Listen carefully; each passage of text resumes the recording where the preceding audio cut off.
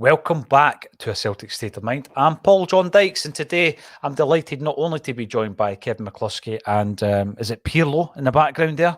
Pirlo the cat in the background. Pirlo the cat. We're also Pulling the joined by strings. absolutely, quite literally. We are joined by Laura Bradburn. Welcome back to the show, Laura. How have you been? Not too bad. I was just saying to you before we went on, it seems you take a bit of a break and then suddenly it all kicks off, or that's the way it's felt anyway. I know. Plenty to talk about anyway. Loads of big discussion points over the last couple of weeks. And obviously we'll link them into today's game, and we'll link them into the press conference that Ange Postecoglou quite brilliantly gave, where he's obviously watched Thursday and Friday's Acsom bulletin, and then he's put it into his own words and put it out there as a presser. Brilliant. Thanks, Ange. Big shout out to Conrad, who I met outside Celtic Park about an hour ago, travelling over from Ireland. Had a good chat with him, actually. We were talking about VAR. We were talking about some of the complaints, right, that Ange Postecoglou has made. And as someone who doesn't travel from Ireland to the games, I've never considered this. 10 minutes or 7 minutes or 8 minutes or whatever it might be after the normal time being played, Kevin, really pressurises our Irish fan base to catch their coaches and catch their ferries back over. And sometimes they might not even be able to wait the 7 or the 8 minutes. Nobody considers that, do they, Kev? No one considers that. No, they don't. It's something I'd never really considered. You know, similar to you, when I lived back in Scotland, we just got the bus up. It was, I'll name drop them. It was the Tommy Craig CSC out of St Ninians. We used to get up, and the bus would be in the bus park waiting for us, no matter how long the time would be after the game, and it was no issues. But yeah, you don't think about these things until it affects you, really. That if you're playing an extra 7, 8, 9 minutes at the end of the game, there will be punters that can't stay for the full time because they will have to get back for buses to get ferries or planes or whatever to get back home. So, yeah, it's something you don't normally think about. It's consideration, know that these guys are paying their hard-earned money and then not getting the money's worth out of it at the end of it when they don't actually get to see the game all the way through. You imagine, I remember, I'll come to you, Laura, on this one. When we scored the equaliser against Rangers on Monday, I'm thinking at that point, we're going to get a winner here. You imagine the guys had to leave because they've been told specifically by the coach driver, you've got to be in this bus because we don't want to miss the ferry back home, right? And they leave and they miss the winning goal. They miss the, Yakamakis winner or whatever it may be, Laura. I just don't think... the winning penalty, maybe. Oh, maybe, or maybe not. I'm not sure what you need to do to get one these days. For you, Laura. Absolutely. But it's not something, again, and by the way, I don't think a lot of thought is given to our Irish fan base in many, many ways. But it's not something that I've even heard discussed. We've got to think a wee bit more of our Irish fans, don't we? And I'm not saying ditch VAR because of it, but it's just not even a consideration, is it? Yeah, I'm surprised Kevin didn't think about it more, given that he travels from Hungary every week. Otherwise, obviously, we wouldn't be having him on the podcast. But, I've actually heard he's a Honved fan. We've not to trust him. He goes to watch Ferencvaros sometimes. It's Friday this, Friday that. It's the right colours, though. It's an imposter. but no, see, on a serious note, it's like, you don't want folk who, let's face it, are putting in a lot more effort than a lot of us to be at the games week in, week out. It's not on their doorstep. It's not 15 minutes down the road. It's early mornings, late nights, lots of travel. You don't want them being penalised because of that effort that they're putting in. And I don't know whether the answer is to make sure that the games finish at a certain time, or whether the travel companies need to be a bit more flexible. But as we all know, there's restrictions around how long bus drivers can drive for and their shift patterns and all that kind of stuff. So it's a difficult one to find a solution to. The only thing you can hope is that this trend that happened at the World Cup of, this insane amount of injury time being added on isn't something that filters down into the domestic game, because, not long ago, I remember them talking about the opposite of having these shortened halves of football down to something like half an hour, so that it was about half an hour of pure active play. Yeah. And now we seem to be going in the other direction, where they're adding more time on for infringements and delays and stuff. So they need to make their mind up about what they're doing, because a game of 90 minutes is anything but that these days for shorter or longer. Absolutely. Now, I'm going to bring the team up. I'm pretty sure most of you in the comment section have seen Celtic starting 11. Let's bring it up. We won't keep it on the screen too long because I know that you like the look of Pirlo the cat, Kev over in Hungary, and of course Laura.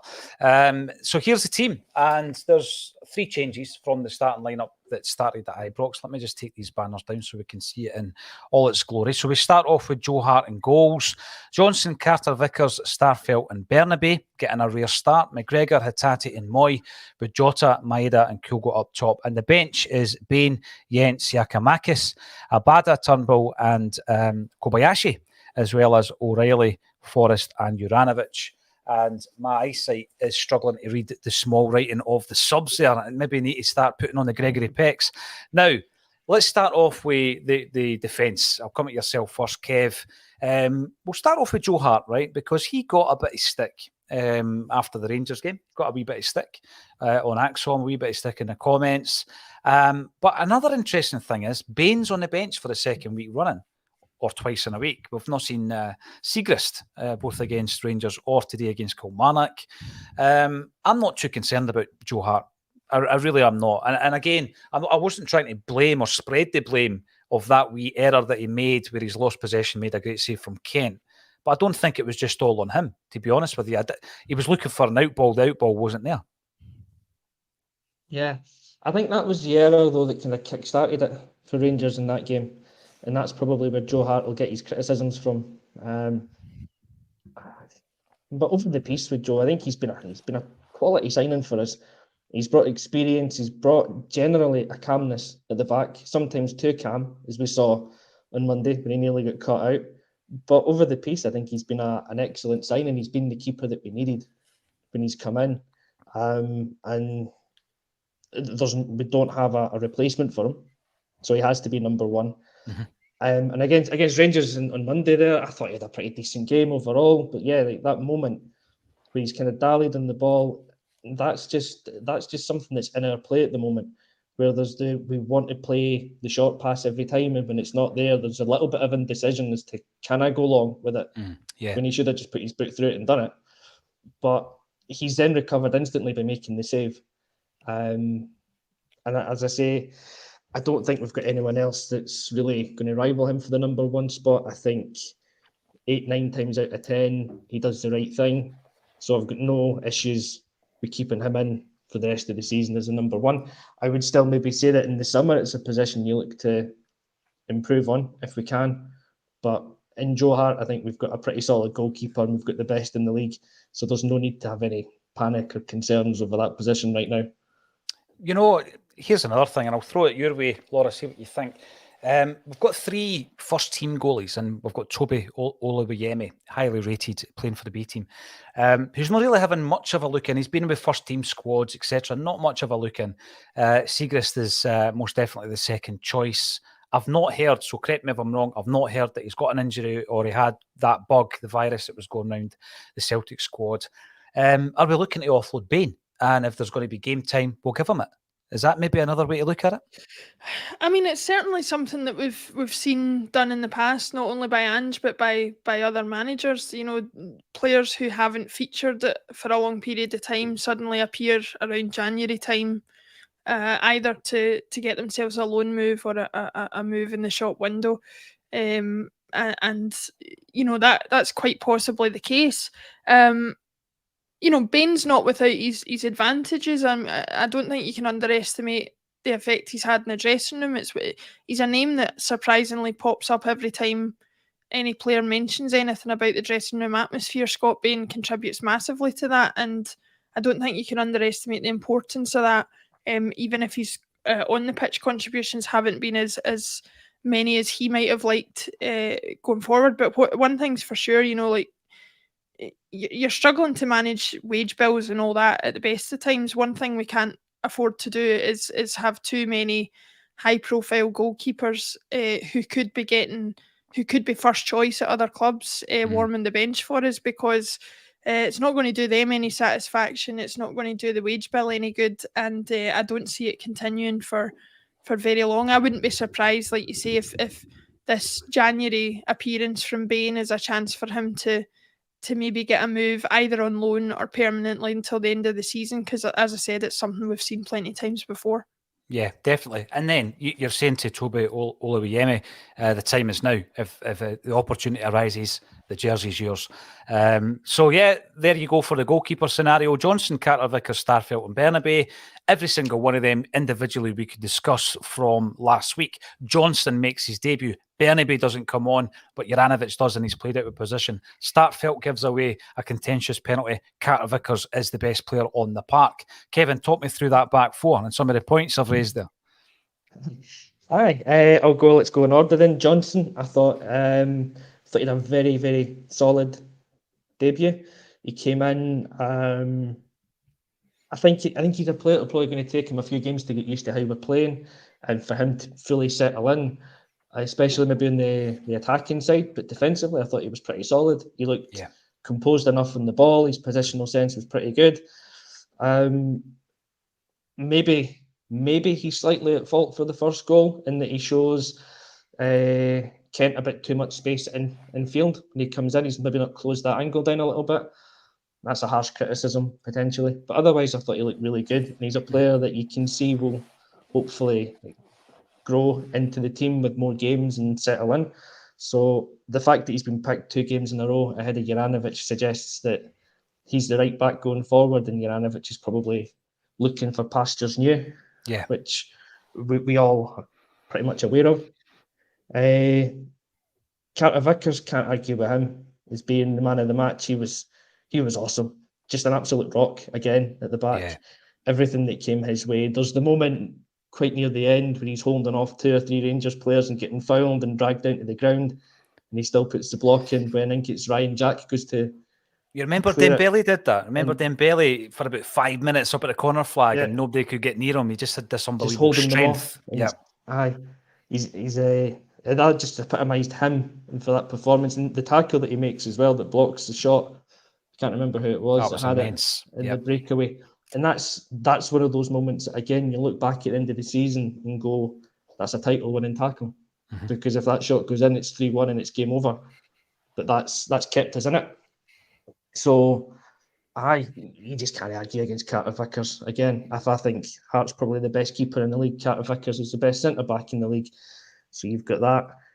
Starfelt, again, him and Carter Vickers is the best partnership. I thought Starfelt was really good on Monday. He's harsh with the penalty. I agree with that. It was really rash to dive in, I think. And he gives the ref the decision to make. And whether it's a penalty or whether it's not a penalty, you can debate that as much as you want. But you know that when the ref gets that decision to make in front of 40,000 Rangers fans, he's given the penalty. You know, so it was a bit of naivety, but otherwise, again, I thought he was pretty solid. Should have had a penalty of his own down the other end, in my opinion. And Angie's. Sure yes, I'm not alone on that one this time. But yeah, I think he's developed again in that partnership with Carter Vickers is just, for me, it's the ideal defensive partnership, really. And it's good to see Bernabe coming in to get him some minutes now. I wasn't surprised that Juranovic came on over him, I must say, on Monday, because I felt that kind of atmosphere, powder keg atmosphere of the Glasgow Derby at Ibrox wouldn't have suited Bernabe. I don't think he's got temperament for it just yet. I think Juranovic was better suited as the sub to come on. As poor as he was, it was still the choice I would have made. But going into this game, Kilmarnock at home, we're going to be in the front foot. Bernabe is an offensive kind of fullback. This could be the perfect game for him to come in and show us over 90 minutes what he's done in glimpses in the past. So again, from what we've got available, very strong defence and very happy with that going into this one. It is a strong defence. There were some brilliant points yesterday, Laura, on the Friday show with your old comrade Jim Orr talking about, the decision, like Kevin says, it was a bit of a no-brainer actually to put Juranovic in there when you consider that he's played left back at Ibrox. He's a top quality player. We've all been saying it since the World Cup and before, and we didn't really know whether or not Bernabe was, involved in the group of players who might have had effects of a virus. But one thing is for sure is, in terms of the temperament, there might have been a flashpoint, and I'm going back to the Dundee United game where he was hard done by with a penalty, but he kind of lost his head a wee bit, and he was hooked as a result of that. And we have seen it happen to some players, Laura, experienced players. I remember Mahe sometimes, he could lose his rag a bit. So I totally get that, and maybe that wasn't the introduction that Bernabei needed. So I totally accept all that. I just don't think Juranovic had a game that any of us expected. What do you make of that defence, Laura? And by the way, Jim Orr, you give all your rants and your raves, and then you pass it over to Jim, and he gives you a wee balanced viewpoint on it, and he makes you go away and think about it for 10 minutes. It's great. Loved it. Yeah, listen, before we get started, Mahe is definitely in my nutter 11 of all time for Celtic. I mean, he is absolutely up there. Scott Brown obviously being captain, but talking about Bernabei, I think I agree with pretty much everything Kevin said about the defence, so I'm not going to rehash any of that. But as far as Bernabei's concerned, I think we've seen enough of him to suggest that he is a good footballer. But I think there's a lot of maturing and growing up to do there, both in terms of what you said has happened on the pitch before, but also in terms of some of the off the pitch stuff, which we don't need to go into here. But specifically, I'm talking about some of his social media activity this week, liking tweets and Instagram posts and stuff, denigrating other players in the squad. You don't need that.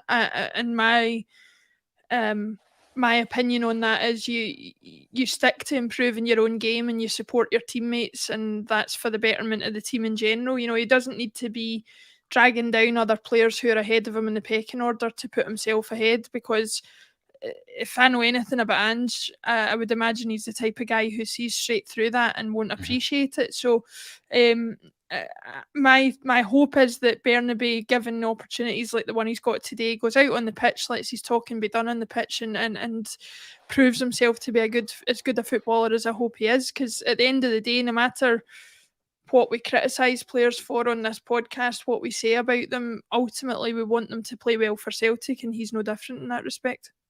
No, for sure. And the point was made just the other day there with regards to the purchase of the player. If you're spending £3 million on a man who is coming over and becoming the first Argentinian ever to don the hoops, you've got to have a belief in him. We've not seen enough game time, but that's down to Greg Taylor being so consistent this season.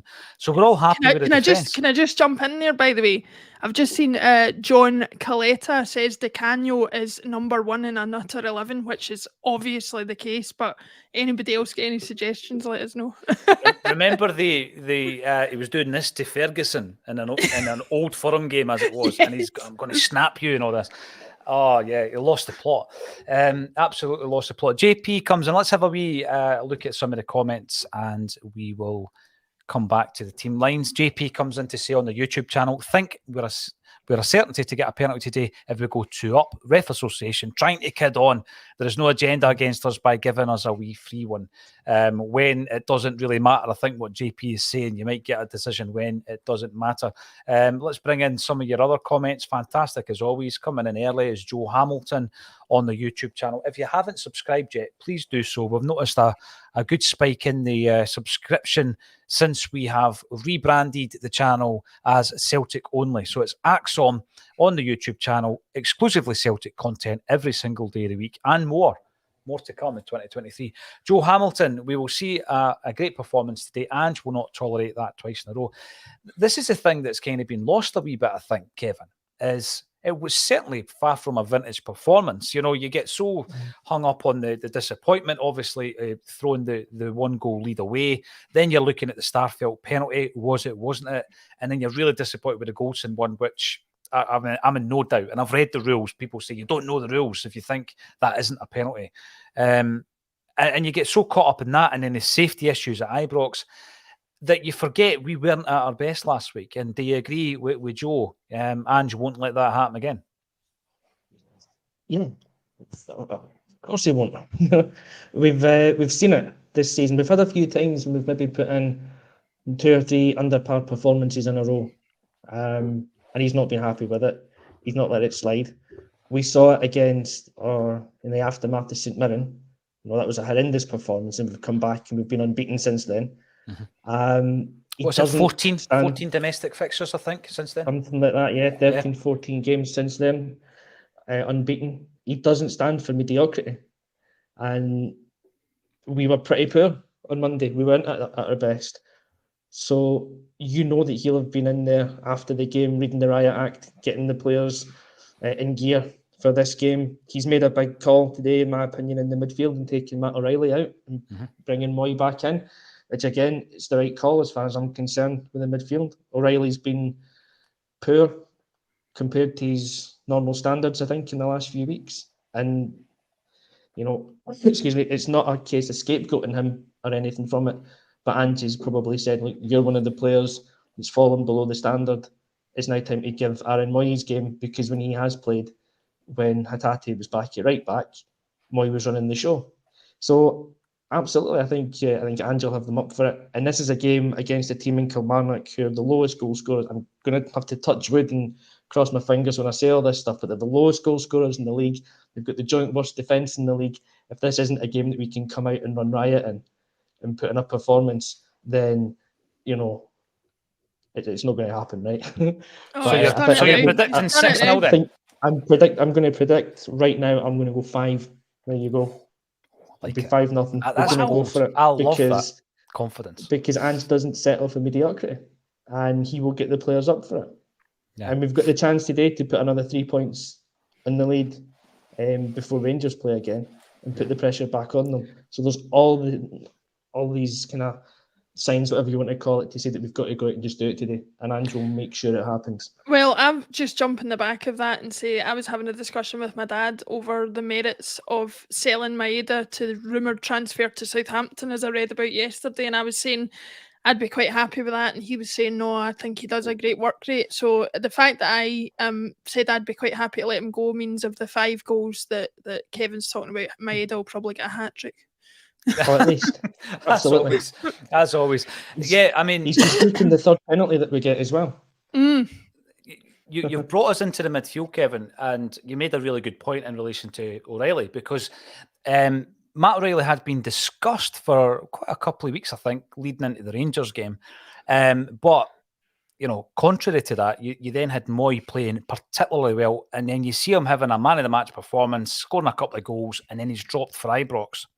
Now, it was a tough decision. I felt it was a really tough decision, Laura, because Hatate, for me, over the season, probably Carter Vickers, but Hatate has been that kind of breakout star this season. We've seen signs of it last season.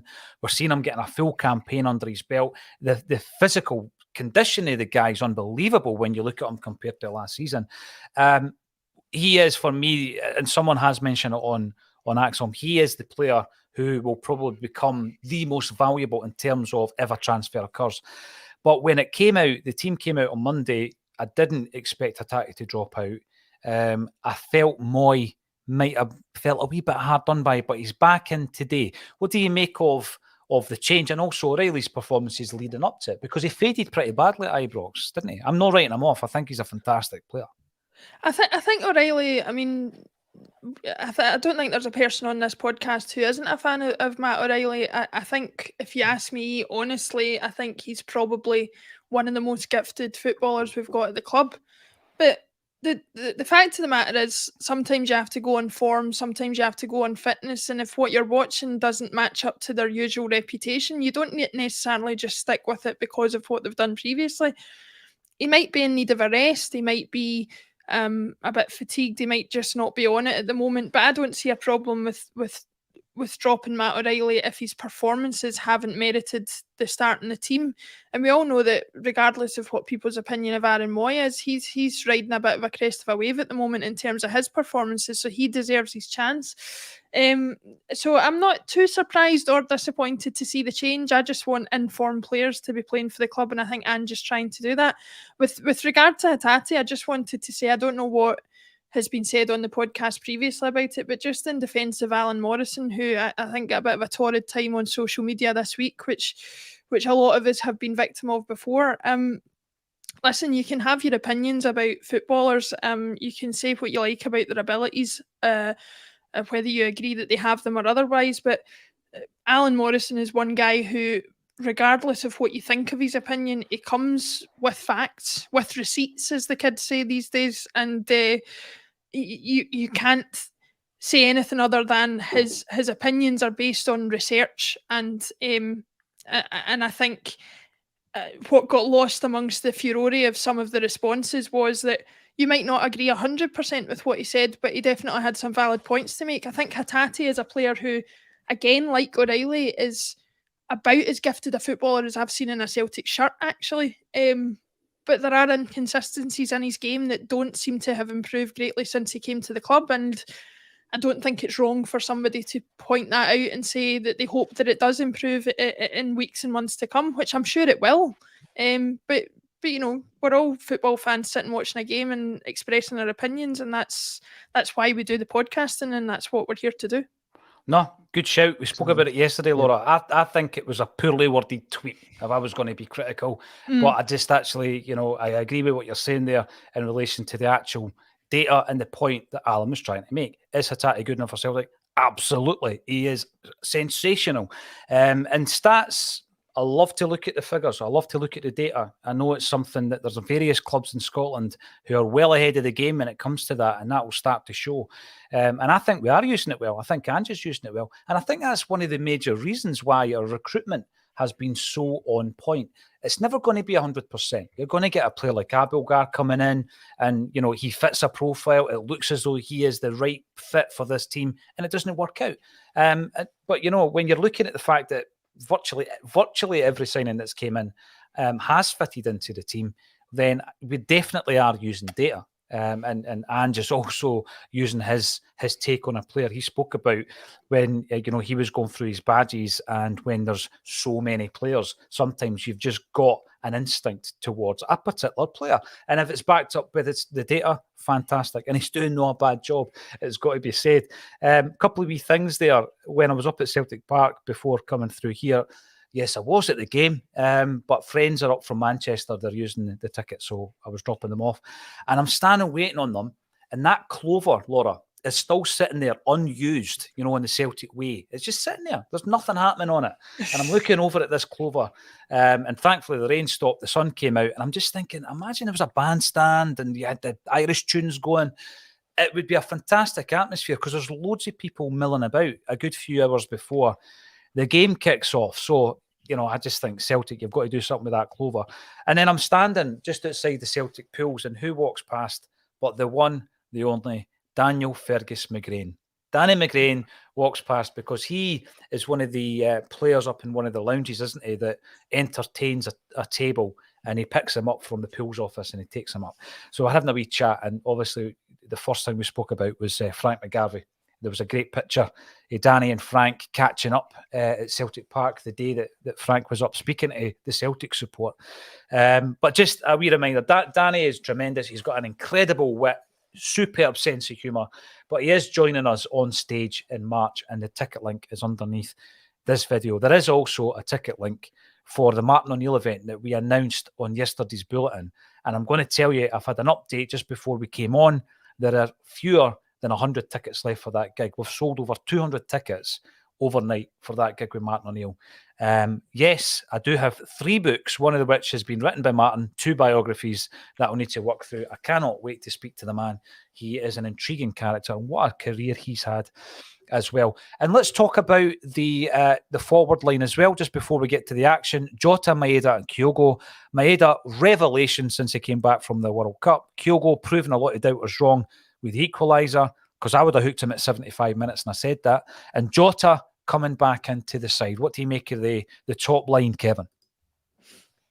Yeah, I think it's spot on again for this game. Can't disagree with what you've just mentioned there either. Maeda's been sensational since he came back from the World Cup. I think he had a real boost in confidence from his good performances out there, which he's carried on for us, which is magnificent.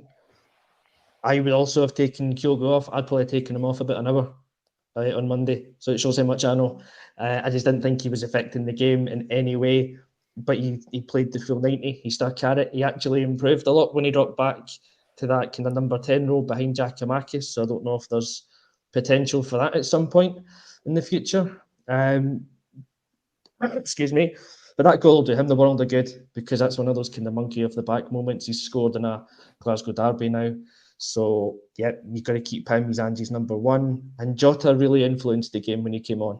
And that's the thing we've been saying about him since we've come back from the World Cup break is he hadn't been influencing games. He hadn't been doing his usual stuff. So I think maybe he's had the kick up the backside that O'Reilly might be getting now by a game or two out. Yeah. And he's come back in, he's re-energised, and he kind of brought us right back into the game on Monday. So deserves to get back in the team. For Forrest, who I thought was pretty quiet. He was quiet. I was looking at his merits in terms of his defensive play. I think it's a great point, Laura, that Kevin makes, though. You drop out for a couple of games, and it does give you a wee kick up the backside, and maybe Jota needed that. Yeah, the Jota situation's baffled me a little bit because I know he had illness just before the break for the World Cup, and then there's been times where we thought he was going to be back in and he hasn't been. A little bit like we talked about with O'Reilly and we talked about with Bernabe. The least you want from players is to be in form and to be doing their best when they're in a Celtic shirt. And hopefully, regardless of what's happened the last few weeks, Jota comes in and does what we all know he can do and makes the difference in the game today. Because, as Kevin said, James Forrest is as much as he's having a wee bit of a swan song and a purple patch this season, he can't be relied on game after game. So Jota really needs to come in and make the most of his opportunity today. Now, we've had a prediction of 5-0, 5-zip from Kevin McCluskey, Laura. How can you follow that up? What's your prediction for today's game? Well, given that Maeda's definitely going to score a hat-trick, I'll have to go at least 3, so I'll go not quite as optimistic as Kevin. I'll say 4-0. 4-0 Celtic. Let's go to the action then. Thank you, everybody, for getting involved in the comments section. Like the video and subscribe to us on YouTube for daily Celtic content. All that's left for me to say is thank you to Kevin McCluskey and Laura Bradburn for joining me on A Celtic State of Mind.